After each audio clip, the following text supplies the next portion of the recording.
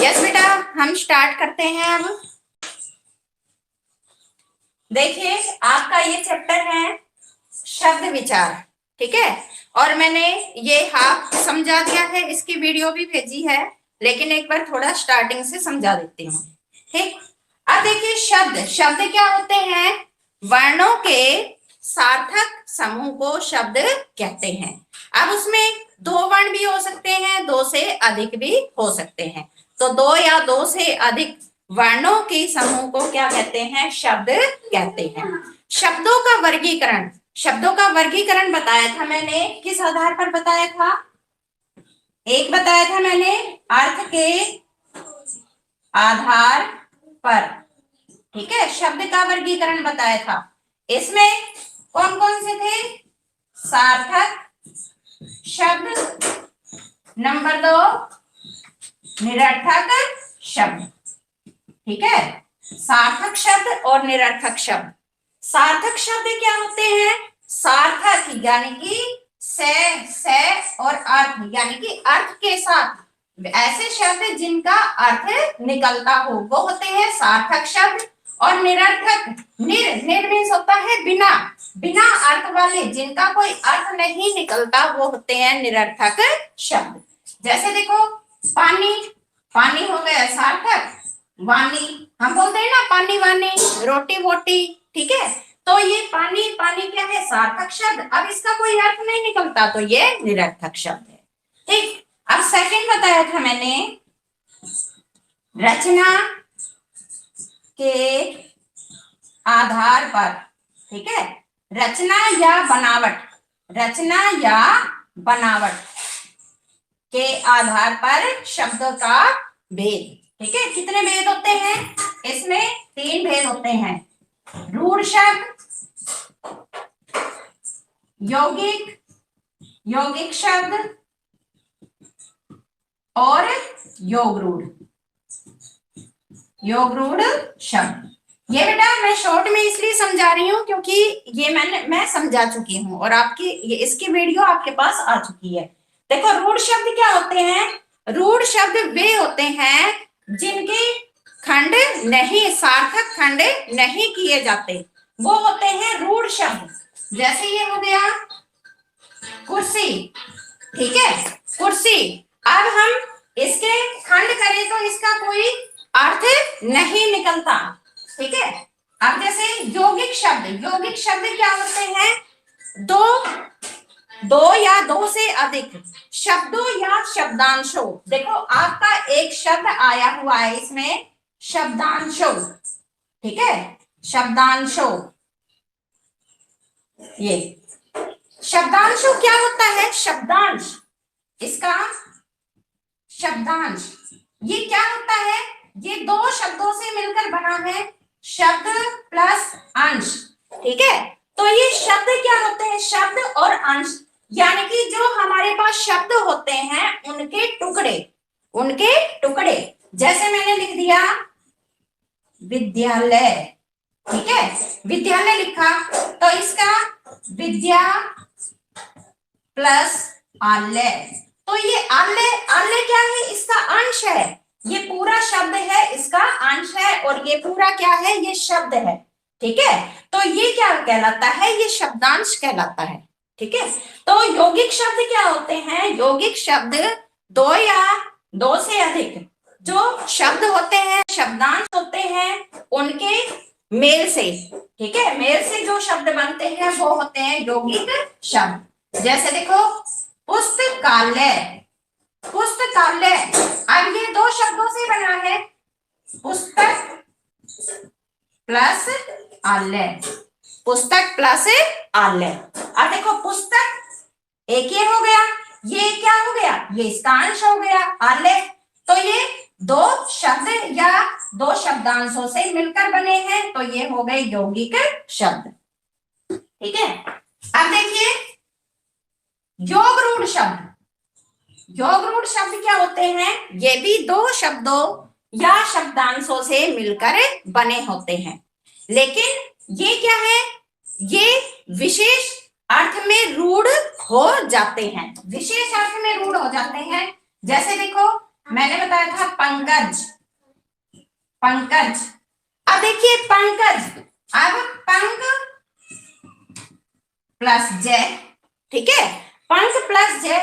पंक, पंक means क्या होता है? कीचड़। पंक मीन्स क्या होता है? कीचड़। और जय, जय मीन्स होता है उत्पन्न होना, उत्पन्न होना, उत्पन्न होना या पैदा होना। तो पंक प्लस जय कीचड़, और जय का मतलब होता है उत्पन्न होना, यानी कि कीचड़ में उत्पन्न होने वाला। कीचड़ में क्या उत्पन्न होता है? कमल, ठीक है। तो ये क्या है? ये किसी विशेष अर्थ को रूढ़ कर रहा है, यानी कि किसी विशेष अर्थ को बता रहा है। कमल, जैसे देखो पीतांबर, पीतांबर, ठीक है, पीतांबर, पीत प्लस अंबर, पीत प्लस अंबर। अब देखिए पीत, पीत मीन्स क्या होता है? पीला, और अंबर मीन्स क्या होता है? कपड़ा। पीत मीन्स पीला और अंबर मीन्स कपड़ा। तो पीले कपड़े धारण, ठीक है, करने वाला। तो पीले कपड़े कौन पहनता है? श्री कृष्ण। तो ये श्री कृष्ण की ओर, ठीक है। चक्रपाणी, चक्रपाणी। अब देखिए एक और बताती हूं, चक्रपाणी, इसमें चक्र प्लस पाणी। पाणी, पाणी मीन्स क्या होता है? हाथ, ठीक है, हाथ में चक्र धारण करने वाला। तो कौन करता है? श्री विष्णु, विष्णु भगवान, ठीक है, विष्णु भगवान। तो योग रूढ़ शब्द क्या होते हैं? ये भी दो शब्दों या दो शब्दांशों से मिलकर बने होते हैं, लेकिन क्या है इसमें, क्या है, ये विशेष अर्थ को, ठीक है, विशेष अर्थ को दर्शाते हैं। जैसे इसमें विष्णु को दर्शाया, इसमें श्री कृष्ण को, इसमें कमल को, लंबोदर, लंबा प्लस उदर, तो उसमें लंबा उदर किसका होता है? गणेश जी का, ठीक है, तो गणेश जी को दर्शा रहा है। तो ये होते हैं योग रूढ़ शब्द, ठीक है बेटा। अब देखो एक बताया था मैंने, स्रोत या उत्पत्ति, उत्पत्ति या स्रोत के आधार पर। इसमें बताए थे मैंने आपको तत्सम शब्द, तद्भव शब्द, ठीक है, देशज शब्द और विदेशज, विदेशज शब्द। अब देखो देशज और विदेशज, इसको देशी और विदेशी ये भी बोल सकते हैं, ठीक है। अब देखिए तत्सम शब्द क्या होते हैं? ये तो बेटा आ गए होंगे समझ में, इनको ही गेस कर देती हूँ ऊपर समझ में। यस, तत्सम शब्द क्या होते हैं? तत्सम यानी कि तत् प्लस सम, उसके जैसा, तत्, तत् प्लस सम, उसके जैसा। यानी कि जो संस्कृत के शब्द, संस्कृत के वे शब्द जिनका प्रयोग हिंदी में ज्यों का त्यों किया जाता है, यानी कि जैसे वो संस्कृत में प्रयोग किए जाते हैं वैसे ही उनका प्रयोग हिंदी में किया जाता है, वो होते हैं तत्सम शब्द, ठीक है। अब देखिए जैसे हस्त, हस्त, हस्त मीन्स क्या होता है? हाथ, क्या होता है? हाथ। लेकिन हम हस्त है इसका हिंदी में हस्त का ही प्रयोग करें, जैसे हस्त कमल, ठीक है, अपने हस्त कमलों से, हस्त रूपी, हाथ रूपी कमलों से दान दीजिए या ये काम कीजिए। तो हस्त, हमने हस्त का ही प्रयोग किया, तो ये क्या हो गया? तत्सम शब्द, ठीक है। अब आता है तद्भव शब्द। तद्भव शब्द क्या होता है? तद्भव, भाव, भाव मीन्स होता है होना, ठीक है, तद प्लस भाव, तो उसके जैसा होना। तो अब इसमें देखो तद्भव होता है वे शब्द, संस्कृत के वे शब्द जो रूप परिवर्तन करके, ठीक है, रूप बदलकर हिंदी में प्रयोग किए जाते हैं, वो होते हैं तद्भव शब्द। जैसे देखो हमने हाथ, ठीक है, अब हस्त है ये तो तत्सम हो गया, और हाथ क्या है? ये तद्भव है, ये तत्सम और ये हो गया तद्भव, ठीक है। दुग्ध, दुग्ध, दुग्ध मीन्स क्या होता है? दूध। ठीक है, दूध। गाय 2 किलो दूध देती है। ठीक है, देखो जैसे क्षेत्र, क्षेत्र, क्षेत्र क्या हो गया? तत्सम शब्द। और इसका तद्भव रूप क्या हो गया? खेत। क्या हो गया? खेत। ठीक है, ये होते हैं तत्सम और ये होते हैं तद्भव। आ गया समझ में? तत्सम शब्द क्या होते हैं? वे शब्द संस्कृत के वे शब्द जिनका प्रयोग हिंदी में ज्यों का त्यों किया जाता है, यानी कि जैसे संस्कृत में होते हैं वैसे ही उनका प्रयोग हिंदी में किया जाता है, वे होते हैं तत्सम शब्द। तद्भव शब्द होते हैं वे शब्द जो संस्कृत के वे शब्द जो अपना रूप परिवर्तन करके यानी कि रूप बदलकर हिंदी में प्रयोग किए जाते हैं, वो होते हैं तद्भव शब्द। यस बेटा, कोई प्रॉब्लम यहाँ तक? यस भूमिका, कोई प्रॉब्लम है बेटा? यस, देखिए आप, ये अभी मैं बता दूंगी बाद में, ठीक है, पहले एक बार समझ लो। देशज, देशज शब्द। अब देखो देश, अब इसमें देखो जय आ गया, देश प्लस जय, यानी कि देश में उत्पन्न होने वाला, जो लोक प्रचलित भाषाओं से उत्पन्न होते हैं अपने ही देश में, ठीक है, तो वे कौन से कहलाते हैं? वे शब्द देशज शब्द कहलाते हैं। जैसे देखो हो गया लोटा, खटिया, ठीक है, पगड़ी, भिंडी, ठीक है, ये सारे कौन से होते हैं? ये देशज शब्द होते हैं जो हम देशी भाषा में प्रयोग करते हैं। ठीक है, अब देखिए, अब आता है विदेशज। इसका भी विदेश प्लस जय, यानी कि विदेश में उत्पन्न होने वाले, ठीक है, इनको क्या है? विदेश, आगत, आगत भी बोलते हैं, आए हुए, जो दूसरी भाषाओं से आए हुए, विदेशी भाषाओं से जो उत्पन्न होते हैं वो होते हैं विदेशज शब्द। ठीक है, जैसे हो गया ट्रेन, ट्रेन, ठीक है। अब ट्रेन क्या है? ये अंग्रेजी का शब्द है, इसमें आ जाते हैं आपके अंग्रेजी के, फारसी के, ठीक है, उर्दू के, पुर्तगाली के, ठीक है, ये शब्द आ जाते हैं। ठीक, अब देखिए, ये आपके हो गए उत्पत्ति या स्रोत के आधार पर शब्दों के भेद, और ये मैंने कल समझा दिए थे। अब आपके आते हैं विकार, ठीक है, आपकी बुक में देखो प्रयोग के आधार पर और विकार के आधार पर, ये अलग दे रखे हैं लेकिन ये एक ही है। प्रयोग के आधार पर, प्रयोग के आधार पर शब्दों का वर्गीकरण। आप देखिए, प्रयोग या विकार कुछ भी बोल सकते हो आप, इसका प्रयोग भी बोल सकते हो या विकार भी बोल सकते हो। प्रयोग के आधार पर शब्द दो प्रकार के होते हैं, एक तो होते हैं विकारी, विकारी शब्द, एक होते हैं अविकारी शब्द। ठीक है, विकारी शब्द और अविकारी शब्द। अब देखिए विकारी शब्द क्या होते हैं? विकारी शब्द ये वे शब्द हैं जो वाक्य में प्रयोग होने पर इनमें लिंग, वचन, कारक, काल, क्या है? लिंग, वचन, कारक, काल आदि के कारण परिवर्तन होता है। अब देखो जैसे इसके नाम से ही विदित है विकार, विकार उत्पन्न होना, ठीक है, विकार यानी कि बदलना, तो लिंग, वचन, कारक, काल इनके कारण क्या है? विकार उत्पन्न होता है, तो वो होते हैं विकारी शब्द। अब देखिए जो विकारी शब्द है आपकी हिंदी में, विकारी शब्द ये 4 है, ठीक है, 4 है। कौन कौन से?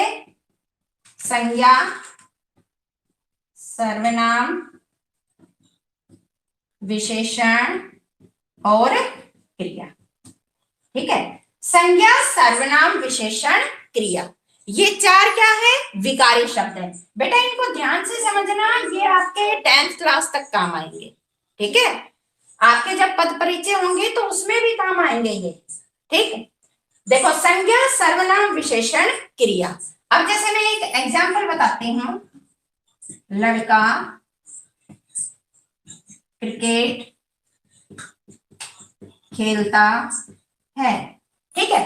अब देखो, जैसे हम इसका, ये लड़का क्रिकेट खेलता है, ये वाक्य है। ठीक है। अब जैसे मैंने लिख दिया लड़की, ये क्या हो गया? संज्ञा।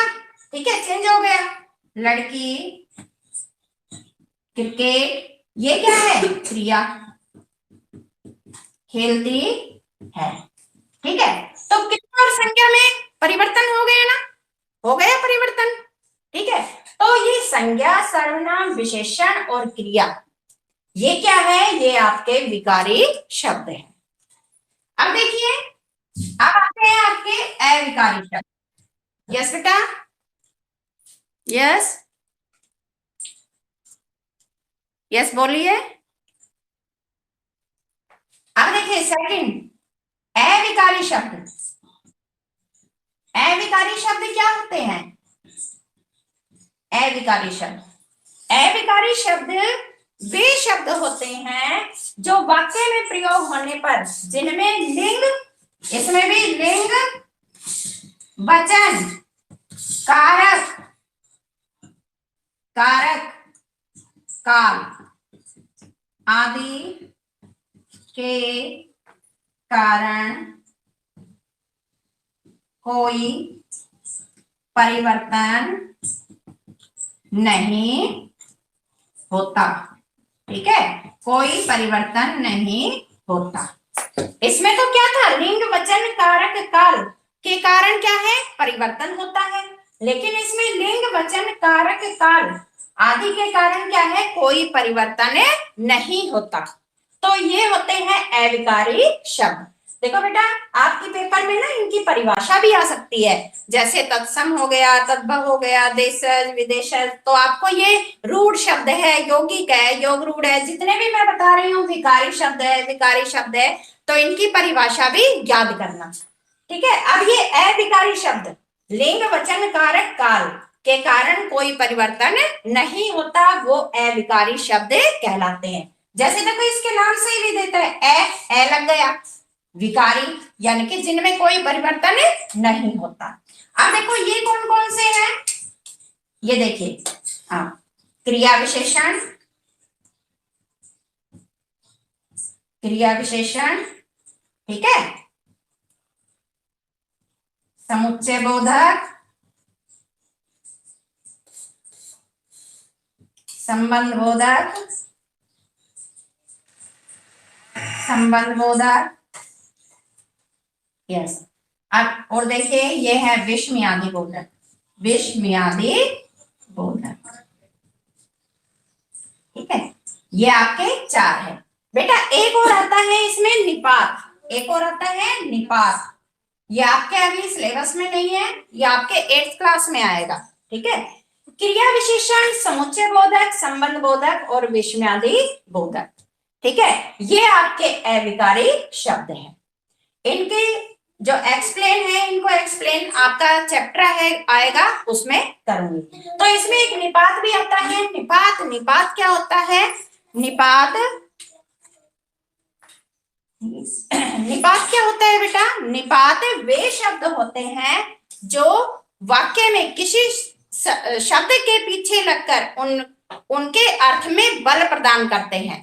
ठीक है, तो वो होते हैं निपात। जैसे ही, भी, तो, तक, केवल, मात्र, ये सारे निपात शब्द हैं। ठीक, तो ये अविकारी शब्द में आता है, आपके सिलेबस में नहीं दिया गया है अभी। तो आपके सिलेबस में ये चार दिए गए हैं, और आगे आपका जो चैप्टर आएगा उसमें इनकी एक्सप्लेन करूंगी। ठीक है, तो ये होते हैं प्रयोग के आधार पर शब्द के दो भेद होते हैं, विकारी शब्द और अविकारी शब्द।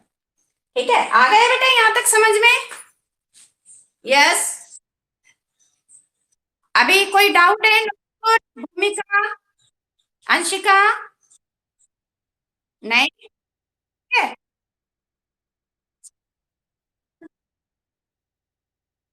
यस। आप कोई डाउट है? नहीं है? चलिए आगे। बेटा आज ना मैंने ये इसकी दो क्वेश्चन आंसर की पीडीएफ भेजी है, अपनी फेयर नोटबुक में करने हैं आपको। ठीक है। यस अंशिका, कुछ पूछना है? नहीं, नोटबुक कंप्लीट है सभी की?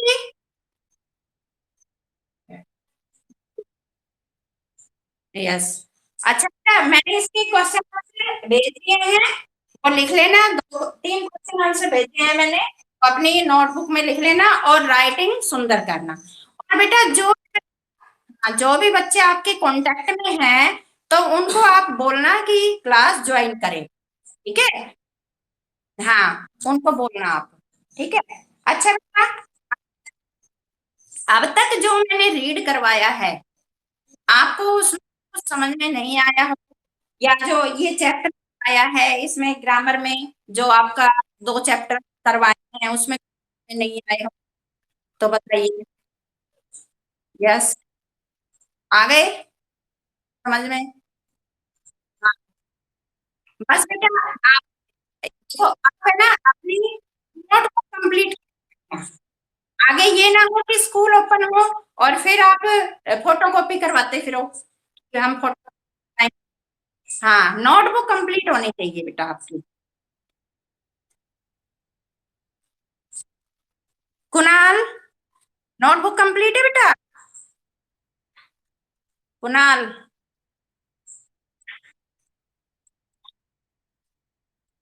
ये तनिष्का, हाँ, नोटबुक कंप्लीट है बेटा? यस बेटा, मैं आपकी कल चेक कर सकती हूँ कंप्लीट। ये अक्षत कौन सा है बेटा? अक्षत, हाँ बेटा, सेक्शन A1 में, A3। एक बार फेस दिखाना बेटा। अच्छा अच्छा, ठीक ठीक, हाँ ठीक है बेटा। हाँ ठीक है। हाँ ठीक है। यस। हर्ष, हर्ष कौन सा है बेटा?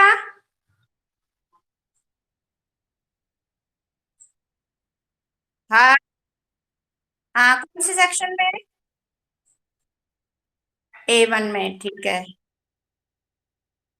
Yes. आप बताइए, कोई प्रॉब्लम आपको कुछ समझ में नहीं है? हाँ बोलो बेटा।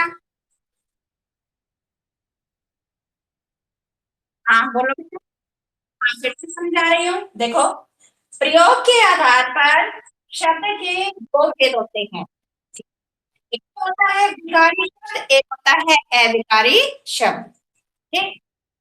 विकारी शब्द, विकारी, देखो इसके नाम से ही विदित है, विकार उत्पन्न होना।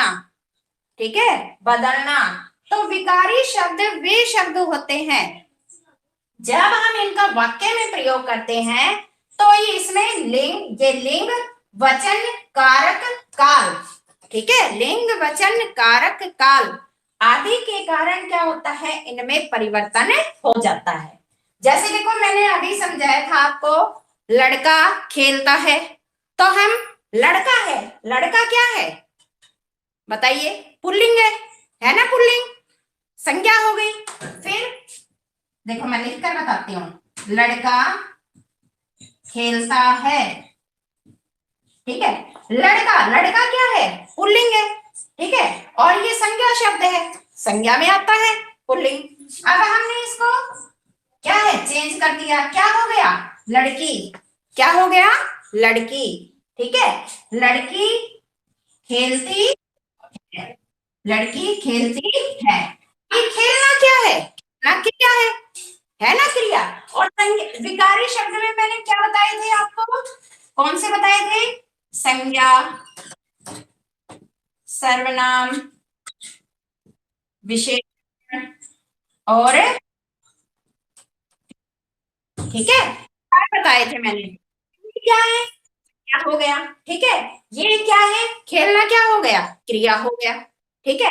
तो खेलता है, तो ये किसके, इनके अकॉर्डिंग, इनके अनुसार बदला है ना, खेलती है लड़की खेलती है। तो इनमें रूप परिवर्तन हो गए ना, यानी कि ये बदल गए। तो ये होते हैं आपके विकारी शब्द। अब देखिए अविकारी शब्द क्या होते हैं। अविकारी देखो, जैसे इसके नाम से ए लग गया, ठीक है। अविकारी यानी कि जिसमें विकार ना हो, ठीक है। ए का मतलब ही क्या होता है, अभाव रहित, जिसमें विकार नहीं होता, विकार रहित। लिंग वे शब्द जो वाक्य, जब वाक्य में प्रयोग करते हैं तो उसमें लिंग वचन कारक काल आदि के कारण कोई परिवर्तन नहीं होता, वो होते हैं अविकारी शब्द। अब ये अविकारी शब्द है, ये आपकी बुक में ये चार है, ठीक है। चार है, कितने विशेषण, समुच्चय बोधा, संबंध बोधा, विस्मयादि, ठीक है। ये समझ में आता है। यस। हाँ, देखो, होते हैं। और हाँ, ये चार होता है, होता है निपात, ठीक है। निपात आपकी बुक में नहीं है, ये आपके एक क्लास में सिलेबस में आएगा। और अभी बात कर रहे हैं निपात। यस बेटा।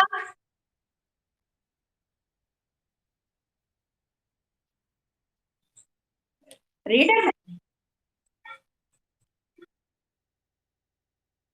1 मिनट बेटा, एक लड़की।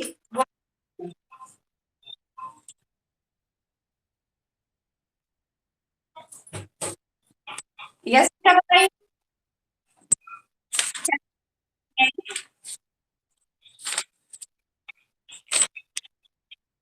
Question number 8।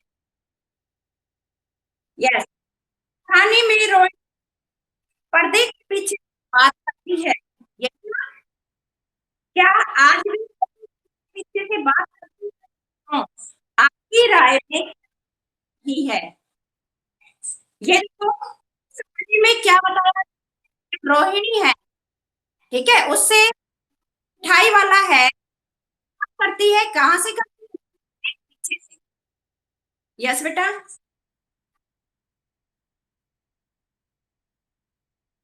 तो बेटा आप लिख लो, लिखो ये प्रस्तुत करना। अच्छा, यहां से हमारी राय यह है, बिल्कुल सही है। हम चाहते हैं कि नारी को पुरुष के समान ही अधिकार मिलने चाहिए तथा उन्हें स्वतंत्रता पूर्वक जीने देना चाहिए, तथा उन्हें स्वतंत्रता पूर्वक जीने देना चाहिए। यस बेटा, आपका टाइम ओवर हो चुका है, जल्दी से क्विट करो क्लास। यस बेटा। अब बेटा यही है जिस पे आपने ये भेजी है, भेजी है, यही है फोन नंबर। चलो मैं अभी बात नहीं करता है बेटा, टाइम हो चुका है, क्विट करो क्योंकि दूसरी क्लास, ठीक है। हाँ yes, बेटा। बेटा मैं कल करवा दूंगी, अपना टाइम हो चुका है नेक्स्ट क्लास का, ठीक है। हाँ, जल्दी से क्विट करो, सभी बच्चे क्विट करेंगे फटाफट, जल्दी, जल्दी कीजिए। बाय बाय, जल्दी जल्दी कीजिए।